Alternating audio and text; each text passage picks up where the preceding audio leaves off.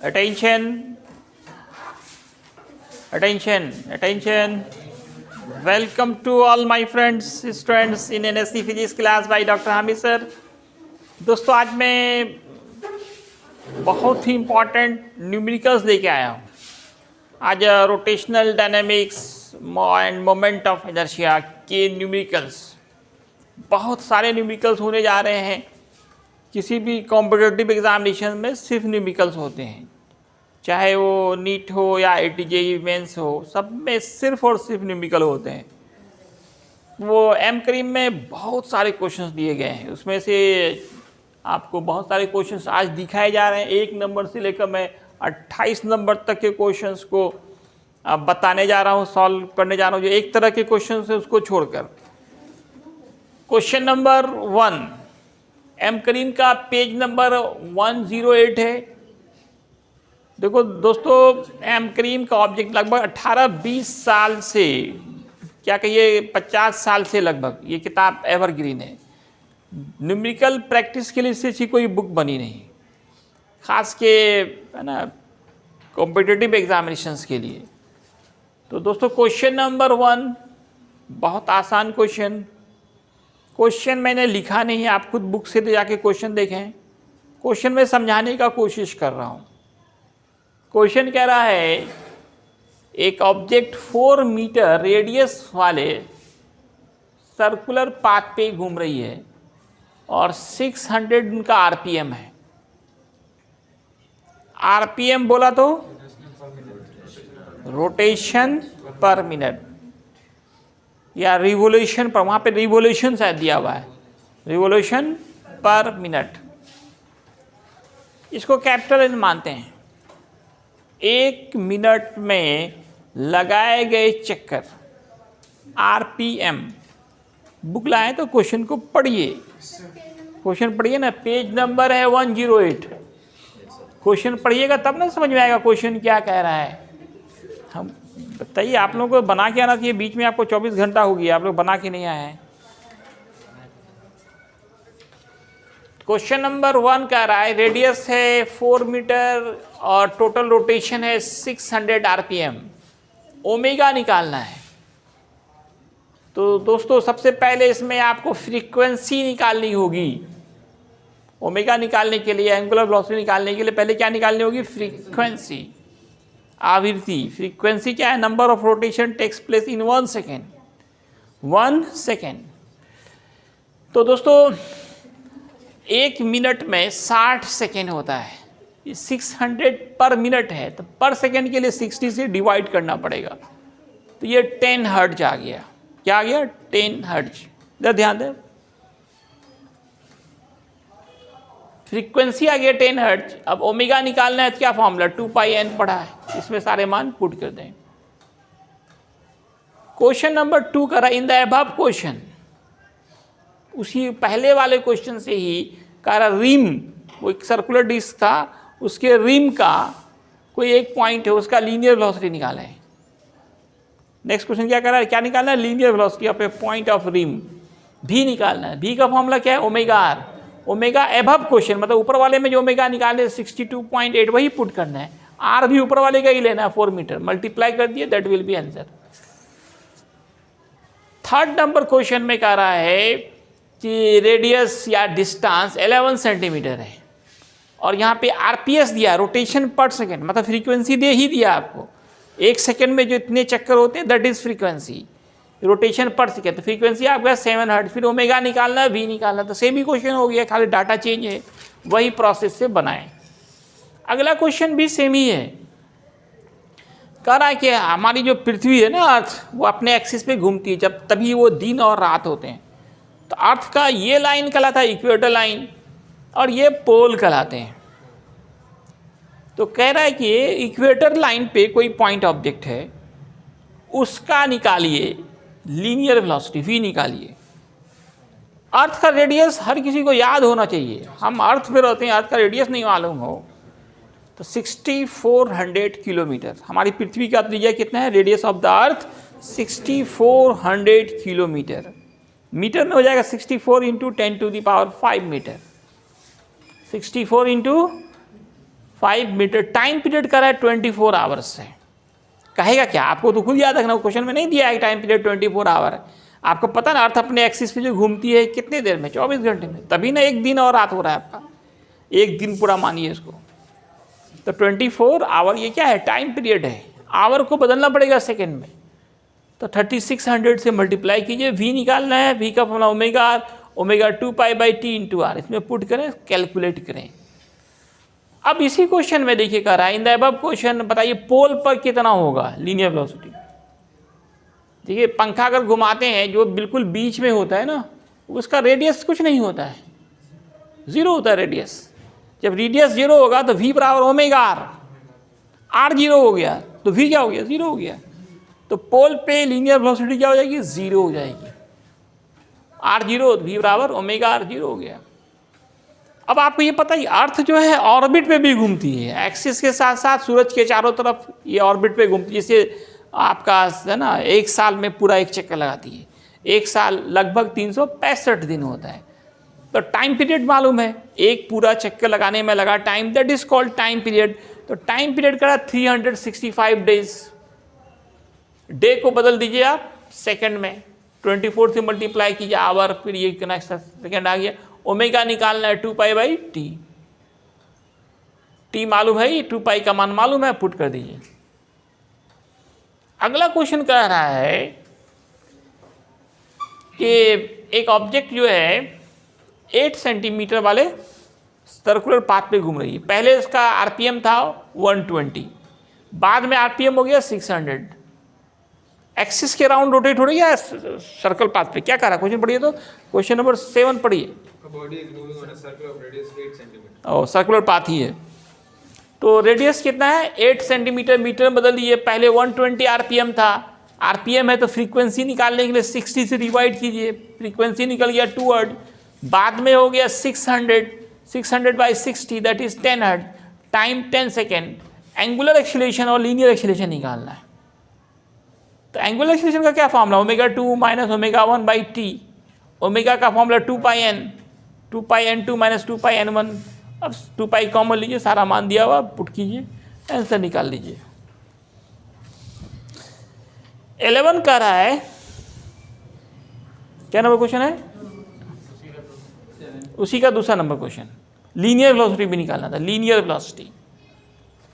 तो जब angular linear acceleration ए निकालना है। लीनियर एक्सीलरेशन क्या हो जाएगा? एंगुलर एक्सीलरेशन इंटू रेडियस या इंटू डिस्टेंस।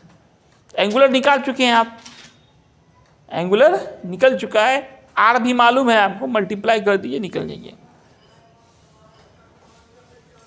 अब जो है बाकी क्वेश्चंस वही सब इक्वेशंस ऑफ रोटेशनल डायनामिक्स पे बेस्ड हैं, एक ही तरह के क्वेश्चंस हैं। तो एक ही तरह के क्वेश्चंस को मैंने छोड़ दिया। अब आप कोशिश करें आगे का बनाने का। अब कुछ अलग हट के दिमाग वाला क्वेश्चंस, ये सब तो क्या था? डायरेक्ट फॉर्मूला बेस्ड था, कोई दिमाग लगाना नहीं था। अब थोड़ा दिमाग लगाने वाला जो क्वेश्चन है वहाँ मैं पे लेके जा रहा हूँ आपको। क्वेश्चन नंबर 16 देखें। क्वेश्चन नंबर 16 का एक सर्कुलर डिस्क है, और इसके सेंटर से 0.2 मीटर पे एक एक्सिस पास हो रहा है। इस एक्सिस के अराउंड निकालना है मोमेंट ऑफ इनर्शिया। तो ये दोनों एक्सिस जो सीधी से पास कर रहा है, ये दोनों एक दूसरे के पैरेलल है। सादिया कहाँ थी? क्या क्वेश्चन देख रही हो? मास कितना है? 4 kg, रेडियस 0.6 मीटर, और ये जो डिस्टेंस है वो 0.2 मीटर है। थ्योरम ऑफ पैरेलल एक्सिस लगाना पड़ेगा। थ्योरम ऑफ पैरेलल एक्सिस से क्या फॉर्मूला आया था Yusuf? Theorem of parallel axis का क्या फॉर्मूला था? ये किसी पाथ पे डिपेंड करता है क्या? सबके लिए यकीन होता है? थ्योरम ऑफ पैरेलल एक्सिस से क्या फॉर्मूला आया था?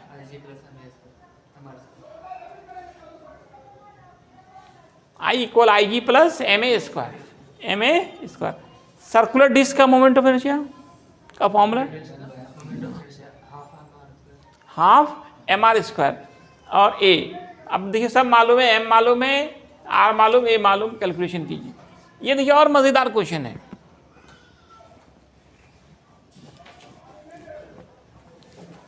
इसमें देखिए m, स्मॉल m मास के 4 पार्टिकल्स हैं, 1 2 3 4। एक पार्टिकल एक्सिस पे है, बाकी ये एल डिस्टेंस पे, ये भी एल पे, यहाँ से फिर ये एल है। अब इस पूरे सिस्टम का मोमेंट ऑफ इनर्शिया निकालना है around this x dash axis. तो पहले इसका निकालिए ml स्क्वायर, फिर ये वाले का, ये देखिए एक्सिस पे ही है, एक्सिस पे ही पार्टिकल है, तो दूरी क्या हो गई, जीरो हो गई। दूरी जीरो तो moment of inertia zero, m गुना जीरो स्क्वायर। अगला पार्टिकल देखिए l डिस्टेंस पे ml स्क्वायर, ये देखिए कितना डिस्टेंस हो जाएगा, l plus L that is 2l। Moment of inertia scalar है या वेक्टर है, स्केलर है। क्या ये स्केलर, इसलिए यहाँ ज़्यादा टेंशन नहीं होता, जितना भी पार्टिकल्स होगा सबके मोमेंट ऑफ इनर्शिया को निकाल के जोड़ देना, सिंपली, कोई दिमाग नहीं। सबका मोमेंट ऑफ इनर्शिया निकाल के क्या कीजिए, सबको जोड़ दीजिए, सबको निकाल के जोड़ दीजिए। अगला क्वेश्चन कर रहा है, एक ट्रायंगल दिया हुआ है, क्या हुआ, एक ट्रायंगल, तीनों वर्टेक्स पे फिर स्मॉल m मास के पार्टिकल्स हैं, m मास के पार्टिकल्स हैं। अब इस सवाल में यहाँ पे दो सवाल है, शायद तीन सवाल है, एक सवाल में तीन सवाल। इसमें सबसे पहले कह रहा है कि calculate moment of inertia around A B axis के अराउंड मोमेंट ऑफ इनर्शिया निकालना है पूरे सिस्टम का।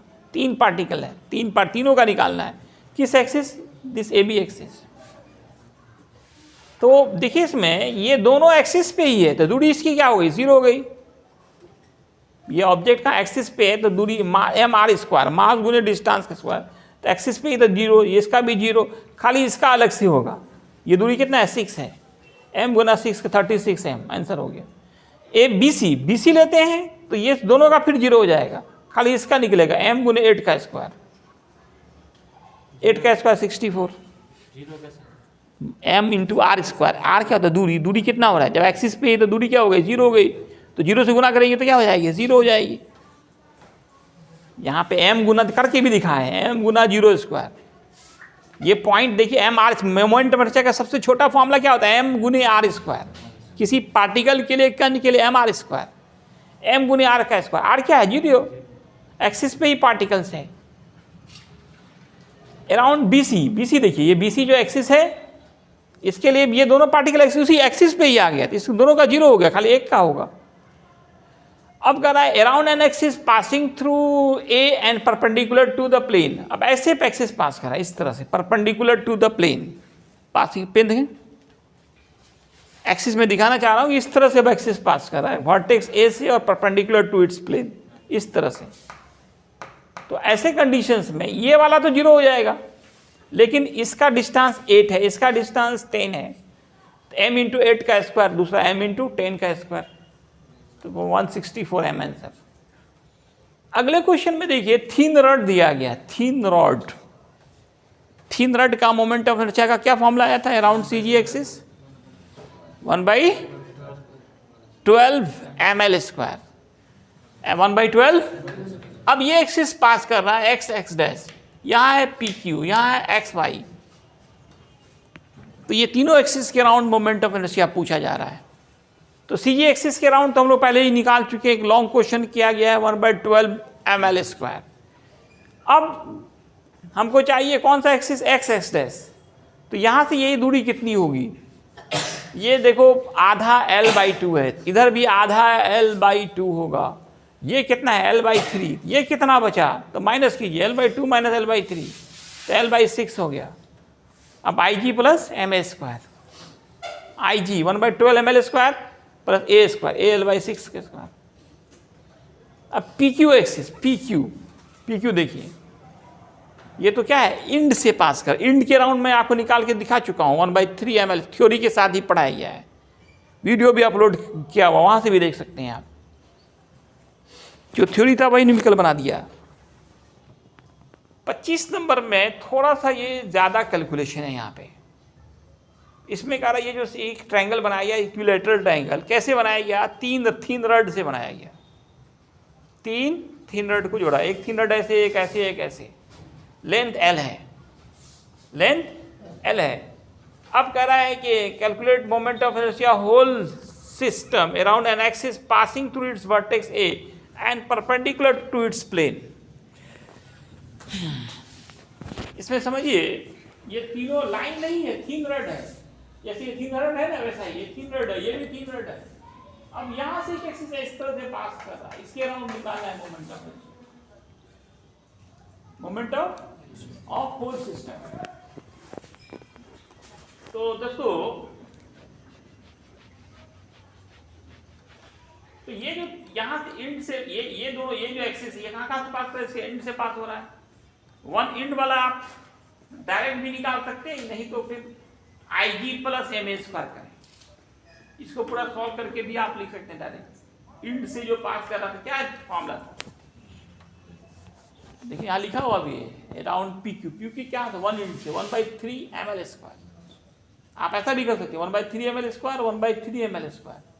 नहीं तो पहले ये यहां से जो एक्सिस पास कर रहा है वो इसके पैरेलल हो गया, थ्योरम ऑफ पैरेलल एक्सिस लगाइए, IG plus MA square, IG 1/12 ml square plus MA square, ए ये आधा है, L/2 हो गया।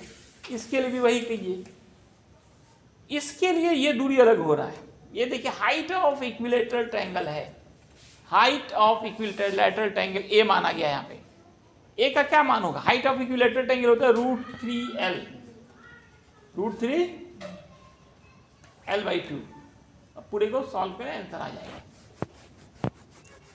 फिर जोड़ना ही तो है। अब देखिए 27 नंबर क्वेश्चन,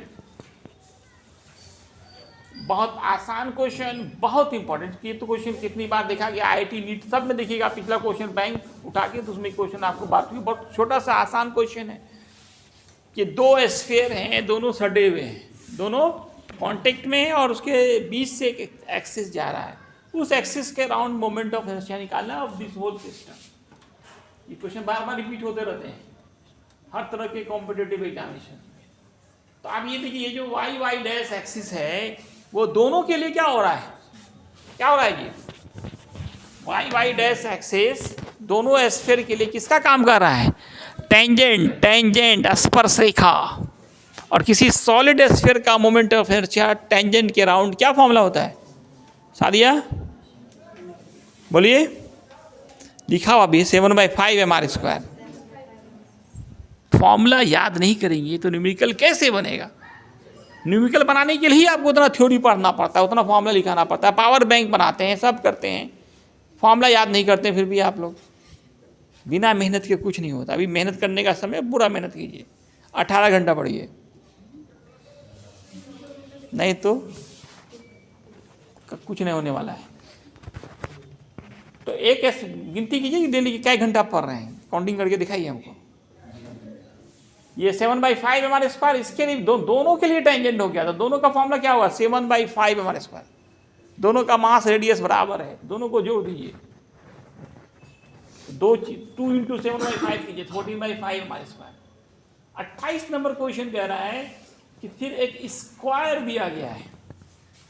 क्या दिया गया है, स्क्वायर, जिसका लेंथ कह रहा है L है, और इसके चारों वर्टेक्स से 4 स्फीयर पास हो रहे हैं, सबका मास इक्वल है, m रेडियस r है। आपको कैलकुलेट करना है moment of inertia of around any one side, किसी वन साइड के अराउंड निकालना है मोमेंट ऑफ इनर्शिया। तो ये सब सॉलिड स्फीयर है। अगर हम ये साइड ले लेते हैं, AD लेते हैं, तो इसके सेंटर ऑफ ग्रेविटी से पास कर रहा है। तो moment of inertia around centre of gravity of any solid sphere is 2/5 mr square. ये भी इसके सेंटर से जा रहा है, 2/5 mr स्क्वायर। लेकिन ये एक्सिस इसके सेंटर से नहीं जा रहा है, इसके पैरेलल यहाँ पे एक दूसरा एक्सिस आ रहा है। थ्योरम ऑफ पैरेलल एक्सिस लगाइए, IG plus MA square, IG 2/5 mr square plus MA square. ये देखिए क्या है, L है, ML स्क्वायर। फिर देखिए इस स्फीयर के लिए 2/5 mr square plus MA square. अब 2/5 कैट हुआ, 1 2 3 4 जगह, 4 से गुना कर दीजिए। ML स्क्वायर देखिए क्या जगह, 2 जगह, 2 ml स्क्वायर। इस तरह से 8/5 mr square plus 2 ml square. दिमाग खुलेगा, न्यूमेरिकल बनाने से दिमाग का एक्सरसाइज होता है, दिमाग खुलता है। मेहनत ही नहीं करते हैं आप लोग। किताब खरीदे सजाने के लिए टेबल पे, बेंच पे, क्या खूब मेहनत करें, है ना। 12th के रिजल्ट के साथ नीट होना चाहिए, इस तरह मेहनत कीजिए। धन्यवाद।